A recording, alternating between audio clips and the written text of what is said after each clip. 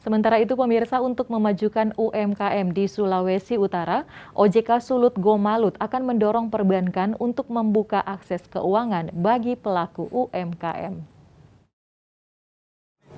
Hari ini, Dinas Koperasi dan UMKM Provinsi Sulawesi Utara bekerja sama dengan Kamar Dagang dan Industri atau Kadin Sulut menggelar Basar UMKM dan Pasar Murah yang berlangsung di Taman Berkat selama 2 hari, Jumat dan Sabtu, 28-29 Januari 2022.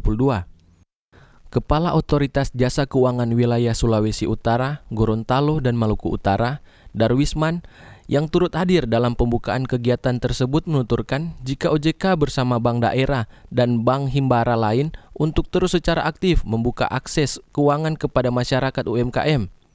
OJK bahkan akan mendorong UMKM untuk naik kelas hingga bisa ekspor.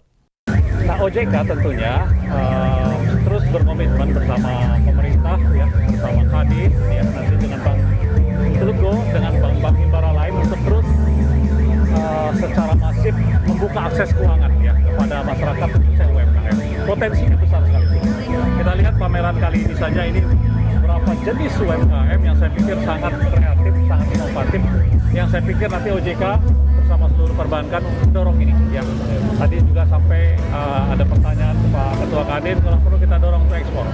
Dan yang terpenting juga tentunya nanti kita juga akan bersinergi juga dengan Bank Indonesia dan sebagainya. Semua UMKM ini kalau bisa semua nanti kita digitalisasi. OJK Sulut Gomalut pun mengajak kepada pelaku UMKM untuk dapat memanfaatkan semua akses keuangan yang tersedia di perbankan. Paul Boleh melaporkan untuk Kawanwa TV.